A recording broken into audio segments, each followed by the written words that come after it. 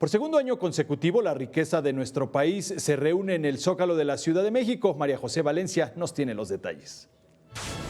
Ya dio inicio la Feria México en el Corazón de México en el Zócalo capitalino. El jefe de gobierno, Miguel Ángel Mancera, inauguró el inicio de estas actividades para resaltar las maravillas culturales del país.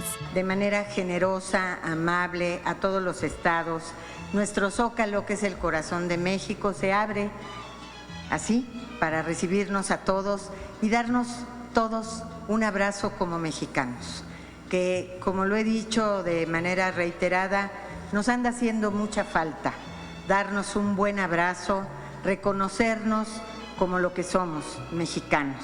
En esta segunda edición participan 31 estados de la República Mexicana, donde muestran la gastronomía y artesanías en diferentes stands. Además, los artesanos y productores de los estados participan y provienen de los lugares que resultaron afectados del pasado sismo del 19 de septiembre del 2017. Para todos nuestros hermanos, para todos los que padecieron conjunto y de la misma manera que nosotros el sismo del 19 de septiembre. Así que nos da mucho gusto contar con Oaxaca, con Chiapas, con Morelos, con Puebla, con Tlaxcala, con todos los estados que tuvieron alguna afectación en este pasado sismo y que hoy están mostrando aquí toda su capacidad y toda su potencia. También estamos muy agradecidos con los restaurantes.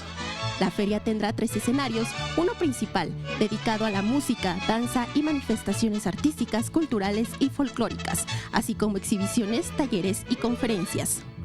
Con imágenes de Sergio Villanueva, María José Valencia, 21 Noticias.